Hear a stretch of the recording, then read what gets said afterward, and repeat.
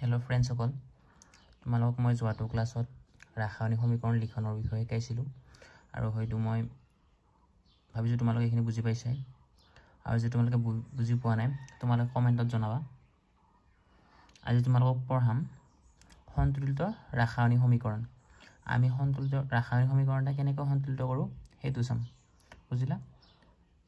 balance chemical equations বলা ভিডিওটো start কৰো Balance chemical equations definition होइसे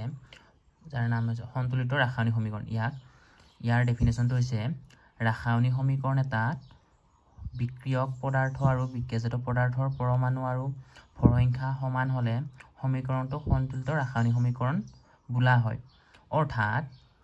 এই বাওফালৰ পৰমাণু আৰু সোফালৰ পৰমাণু বা ভৰ সংখ্যা এই সোফালৰ ভৰ সংখ্যা বা বাওফালৰ ভৰ সংখ্যা বা সোফালৰ ভৰ সংখ্যা যদি সমান হয় ইকুৱেল হয় তেতিয়া আমি সন্তুলিত ৰাসায়নিক সমীকৰণ বুলি কম বুজিলা এটা সো एग्जांपल এফালে হাইড্ৰোজেন কেইটা আছে দুটা এফালে ক্লোৰিন কেইটা আছে দুটা এইফালে কি হল হাইড্ৰোজেন দুটা আছে ক্লোৰিন দুটা আছে আগত দুইটো বুজাইছে যে হাইড্ৰোজেন দুটা আৰু ক্লোৰিন দুটা বুজিলা আৰু আমি ৰাসায়নিক সমীকৰণ কেনেকৈ সন্তুলিত কৰিম তাৰ কিছুমান নিয়ম আছে এটো সোৱা এটা পইণ্ট ৰাসায়নিক সমীকৰণ সমূহৰ সবাতোতকৈ বেছি পৰমাণু থকা যৌগটোৰ পৰা সন্তুলন কৰা কামটো আৰম্ভ কৰা হয় মানে ৰাসায়নিক সমীকৰণটা আমি সন্তুলন কৰোতে কি কৰিম সবাতোতকৈ বেছি পৰমাণু থকা মৌলটো বাছি লম বুজিলা এটা সা আইৰন অক্সাইড Fe3O4 এটা কত বেছিকে পৰমাণু আছে তোমালোক ভালকে চোৱা অক্সিজেনত আছে বেছিকৈ হেই কেনে আমি অক্সিজেনটো আগত সন্তুলিত কৰিম চোৱা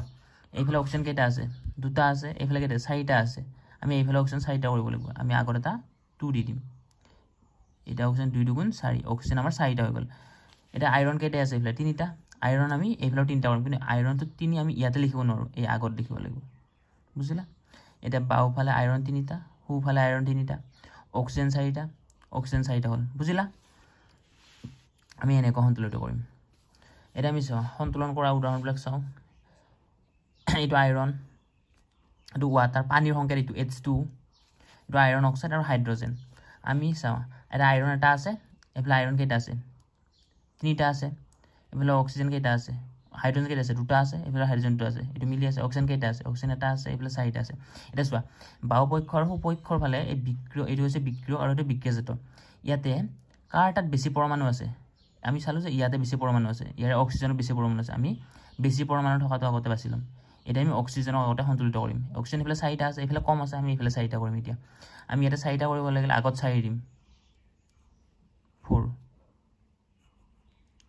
আমাৰ অক্সিজেন চাৰিটা হৈ গল অক্সিজেন চাৰিটা হল হাইড্ৰোজেন আমাৰ কেইটা গল 4 2 8 হাইড্ৰোজেন আমাৰ 8টা হৈ গল আমি এটা কি কৰিম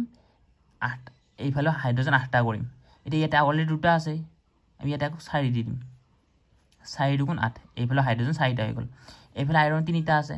আকৌ আমি এইফালে আইৰন আমি তিনিটা কৰি দিম বুজিলা এটাফালে তিনিটা আইৰন হল তিনিটা আইৰন মিলি আছে 8টা হাইড্ৰোজেন মিলি আছে 4 2 8 আকৌ অক্সিজেন কেইটা হল 4টা এইফালে অক্সিজেন 4টা মিলি আছে বুজিলা নেক্সট ওয়া এটা সোডিয়াম ক্লোৰাইড ক্লোৰিন তাৰ পিছত লগ হৈ গল সোডিয়াম ক্লোৰাইড বিক্ৰিয়াজাত পদাৰ্থ এটা চা এইফালে সোডিয়াম এটা আছে এইফালে ক্লোৰিন দুটা আছে এইফালে সোডিয়াম এটা আছে এইফালে ক্লোৰিন এটা আছে এটা চোৱা এটা সবতকৈ বেছি পৰমাণু থকা মৌলটো কোনটো ক্লোৰিন এটা ক্লোৰিন আমি এইফালে সন্তুলিত কৰিম চোৱা ক্লোৰিন 2 আছে এইফালে আমি ক্লোৰিন 2 কৰি দিম ক্লোৰিন এইফালে 2 কৰাৰ লগে লগে সোডিয়াম আমাৰ কিমান হল 2 হৈ গল এইফালে সোডিয়ামক আমি 2 কৰি দিম এটা দেখিলো যে বাও পক্ষৰ ফালে সোডিয়াম দুটা ও পক্ষৰ ফালে সোডিয়াম দুটা ক্লোৰিন দুটা বুজিলা আমি এনেকৈ সন্তুলিত কৰিম আৰু এটা উদাহৰণ চোৱা মেগনেছিয়াম এইফালে এটা আছে এইফালে অক্সিজেন দুটা আছে এইফালে মেগনেছিয়াম অক্সাইড বিক্ৰিয়াজাত পদাৰ্থ উৎপন্ন হৈছে এটা চোৱা আমি সবতকৈ বেছি পৰমাণু থকা মৌলটো চাম অক্সিজেন দুটা এইফালে আমি অক্সিজেন দুটা কৰি দিম অক্সিজেন দুটা কৰাৰ লগে লগে মেগনেছিয়াম দুটা হৈ গল আমি এইফালে মেগনেছিয়াম দুটা কৰি দিম বুজিলা সন্তুলিত হৈ গল আমি এতিয়া পঢ়িলো সন্তুলিত কেনেকৈ কৰো যে বিক্ৰিয়া এটা আৰু বিক্ৰিয়াত কিছুমান আমি অৱস্থা লিখো ভৌতিক অৱস্থাৰ বাবে লিখন আমি ভৌতিক অৱস্থাৰ বাবে লিখৰ এই গিটা তোমালোকে নোট কৰি লবা চোৱা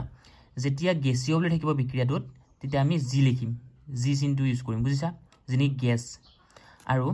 গেছীয় নাথাকি কেতিয়াবা গেছও থাকিব পাৰে বুজিলা তাৰ পিছত তৰল থাকিলে আমি এল টো ইউজ কৰিম যাই ইংলিছত লিকুইড বুলি কয়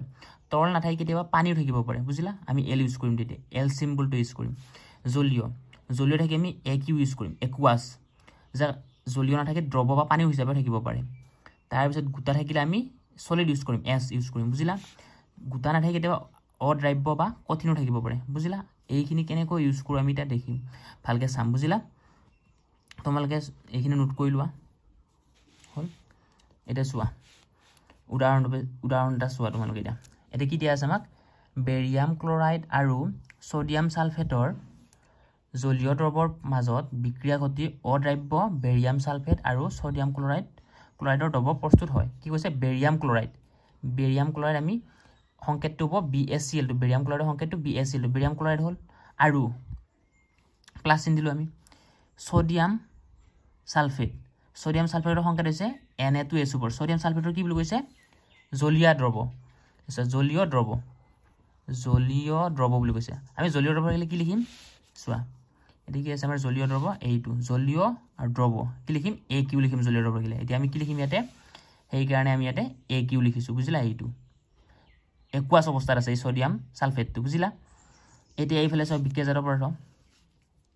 মাজত বিক্ৰিয়া ঘটি কি হয় অদ্ৰাব্য বেৰিয়াম সালফেটৰ সংকেত হৈছে BaSO4 আৰু কি বুলি কৈছে অদ্ৰাব্য থাকিলে আমি কি চিম্বল ইউজ কৰো বলা ইয়াতে চোৱা অদ্ৰাব্য বুলি কৈছে অদ্ৰাব্য থাকিলে আমি কি লিখো S চিম্বল সেই কাৰণে আমি ইয়াতে S চিম্বল লিখিছো বুজিলা তাৰ পিছত কি কৈছে আৰু প্লাস দিলু সোডিয়াম ক্লোৰাইডৰ দ্ৰৱ প্ৰস্তুত হয় সোডিয়াম ক্লোৰাইডৰ সংকেত হৈছে NaCl বুজিলা আৰু কি কৈছে সোডিয়াম ক্লোৰাইড কি বুলি কৈছে দ্ৰৱ থাকিলে আমি কি লিখো এইটো দ্ৰৱ থাকিলে আমি একুৱাছ লিখো AQ সেই কাৰণে আমি ইয়াতে AQ লিখিছো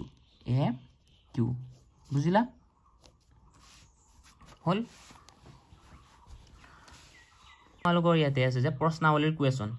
পেজ নম্বৰ হৈছে 6 এই প্ৰশ্নাৱলীৰ কোৱেশ্যন কেইটা তোমালোক মই এতিয়া দিম তোমালোকে চোৱা যে প্ৰথম কোৱেশ্যনটো আছে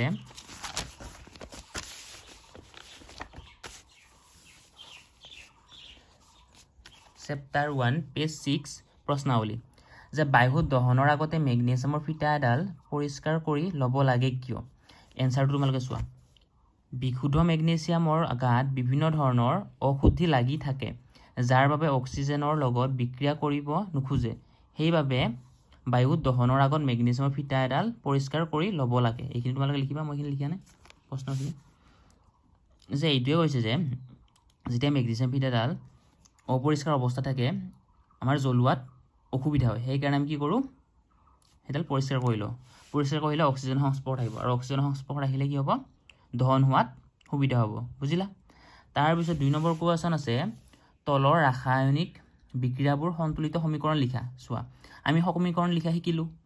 অলৰেডি তাৰ পিছত আৰু সন্তুলন কৰা শিকিলো এতিয়া আমি সমীকৰণ লিখি সন্তুলন কৰিম আমাক কি কৈছে হাইড্ৰোজেন তোমালোক মই নোটটো দিছো আগৰ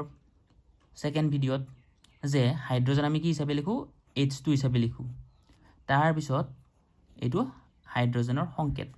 ক্লোৰিনৰ সংকেত কি আমি ক্লোৰিনক Cl2 হিচাপে লিখো বুজিলা তাৰ পিছত কি উৎপন্ন হয় হাইড্ৰোজেন ক্লোৰাইড এইখিনি কেনেকৈ উলাম তোমালোকে চোৱা এতিয়া হাইড্ৰোজেনৰ জুইজতা ইলেক্ট্ৰন হৈছে 1 ক্লোৰিনৰ কিমান জুইজতা ইলেক্ট্ৰন তোমালোকে চোৱা ক্লোৰিন আমাৰ কিমান 17 নম্বৰ থাকে 2.8.7 এটা ইলেক্ট্ৰন লব মাইনাস হ'ব Cl1 মাইনাস আৰু ইটো প্লাস 1 কেনসেল কি থাকিব যে HCl এটা কি হাইড্ৰোজেন ক্লোৰাইডৰ সংকেত হৈছে এতিয়া HCl বুজিলা এটা তোমালোকে চোৱা এইফালে হাইড্ৰোজেন কেইটা আছে দুটা এইফালে ক্লোৰিন কেইটা আছে দুটা এইফালে হাইড্ৰোজেন এটা আছে ক্লোৰিন এটা আছে আমি এতিয়া বাওপক্ষৰ লগত সুপক্ষৰ পৰমাণু সংখ্যা মিলাব লাগিব এইফালে আমি হাইড্ৰোজেন দুটা কৰি দিম হাইড্ৰোজেন দুটা কৰিলে ক্লোৰিন দুটা হৈ গ'ল তে মিলি গৈছে এইফালে হাইড্ৰোজেন দুটা এইফালে ক্লোৰিন দুটা এইফালে হাইড্ৰোজেন দুটা এইফালে ক্লোৰিন দুটা বুজিলা এইটো তোমালোকৰ 2 নম্বৰ 1 নম্বৰৰ এনসাৰটো 2 নম্বৰ কোৱেশ্চনটো চোৱা 2 নম্বৰ কোৱেশ্চন দিয়া আছে বেৰিয়াম ক্লোৰাইডৰ সংকেত হৈছে BaCl2 ৰাসায়নিক সংকেত কেনেকৈ ওলাই ইয়াৰ সংকেত কেনেকৈ ওলাই তোমালোক মই আগৰ 2 নম্বৰ ভিডিঅ'টো বুজিছো তাতে চাই লবা বুজিছা ইয়াৰ সংকেতটো এইটো তাৰ পিছত কি দিয়া আছে এলুমিনিয়াম সালফেটৰ সংকেত হৈছে Al2SO4 বুজিলা তাত কি হৈছে বেৰিয়াম সালফেট উৎপন্ন হয় barium sulphate BaSO4 BaSO4 barium sulphate সংকেত তাৰপিছত কি উৎপন্ন হয় আমাৰ এলুমিনিয়াম ক্লোৰাইড সংকেত আছে AlCl3 বুজিলা আৰু আমি সন্তুলিত কৰিম এতিয়া চোৱা এলে বেৰিয়াম এটা আছে এলে ক্লোৰিন দুটা আছে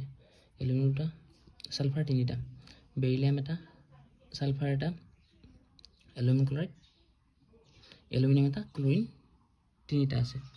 এতিয়া চোৱা আমি সন্তুলন কৰিবৰ কাৰণে চাম সবতকৈ বেছি কাৰ আছে সবতকৈ বেছি এই অক্সিজেনটো আছে অক্সিজেন কেইটা 7 3 গুণ 12টা আছে অক্সিজেনৰ আমি এইফালে অক্সিজেন কেইটা কৰিব চাম 12টা কৰিব চাম বুজিলা 12টা অক্সিজেন কৰিব লাগিলে আমি কি কৰিম ইয়াতে 3 দিম আগত 7 3 গুণ 12টা অক্সিজেন হৈ গ'ল এইফালে অক্সিজেন 12টা হোৱাৰ লগে বেৰিলিয়াম কেইটা হ'ল 3টা হৈ গ'ল আমি এইফালে 3টা বেৰিলিয়াম কৰিম 3টা বেৰিলিয়াম কৰাৰ লগে লগে ক্লোৰিন কেইটা হ'ল 3 2 গুণ 6 ক্লোৰিন 6টা হৈ গ'ল এইফালে ক্লোৰিন কেইটা আছে 3টা এইফালে ক্লোৰিন 6টা কৰি দিলোঁ 3 2 গুণ 6 এতিয়া এলুমিনিয়াম কেইটা হ'ল এলুমিনিয়াম দুটা এইফালে এলুমিনিয়াম দুটা এইটো এতিয়া সন্তুলিত হৈ গ'ল বুজিলা নেক্সট কি আছে সোডিয়ামৰ সংকেত আছে Na তাৰপিছত পানীৰ সংকেত আছে H2O তাৰপিছত কি উৎপন্ন হয় সোডিয়াম হাইড্ৰক্সাইড NaOH ইয়াৰ সংকেত sodium hydroxide plus hydrogen H2 বুজিলা এতিয়া আমি সন্তুলিত কৰিম চোৱা সোডিয়াম এটা আছে এইফালে সোডিয়াম এটা আছে হাইড্ৰজেন দুটা এইফালে হাইড্ৰজেন দুটা আছে হাইড্ৰজেন এইফালে তিনিটা আছে এইটো এটা আৰু অক্সিজেন কেইটা আছে এইফালে অক্সিজেন এটা মিলি হাইড্ৰজেনটো অমিল হৈ আছে আমি হাইড্ৰজেন কেইটা কৰিম এইফালে তিনিটা কৰিম এইফালে হাইড্ৰজেন তিনিটা কৰিবৰ কাৰণে আমি কি কৰিম তিনিটাটো কৰিব নোৱাৰো আমি 4টা কৰিম 2 দিলো হাইড্ৰজেন 4টা হোৱাৰ লগে অক্সিজেন কেইটা হ'ল অক্সিজেন দুটা এইফালে আমি ইয়াতে 2 দিম ইয়াত অক্সিজেন দুটা হ'ল হাইড্ৰজেন দুটা হ'ল ইয়াতে হাইড্ৰজেন দুটা হ'ল হাইড্ৰজেন এইফালে 4টা এইফালে হাইড্ৰজেন 4টা হ'ল অক্সিজেন কেইটা হ'ল অক্সিজেন দুটা আৰু এইফালে অক্সিজেন দুটা সোডিয়াম দুটা হ'ল আমি ইয়াতে 2 দিম বুজিলা এইটো আমাৰ সন্তুলিত হৈ গ'ল তাৰ পিছত তোমালোকে চোৱা 3 নম্বৰ কোৱেশ্চনৰ 1 নম্বৰ এনসাৰটো হৈছে এইটো আৰু 2 নম্বৰ এনসাৰটো হৈছে এইটো ইয়াতে কি হ'ব ইয়াতে একুৱাছ হ'ব ইয়াতে সলিড হ'ব ইয়াতে একুৱাছ হ'ব ইয়াতে একুৱাছ হ'ব ইয়াতে একুৱাছ হ'ব ইয়াতে একুৱাছ হ'ব এইখিনি কেনেকৈ হয় একুৱাছ সলিড তোমালোকক মই এইটো ভিডিঅ'ৰে আগত বুজাই দিছোঁ যে আমি সলিড কেতিয়া লিখো একুৱাছ কেতিয়া লিখো বুজিলা আজিলৈ এইখিনি থ্যাংক ইউ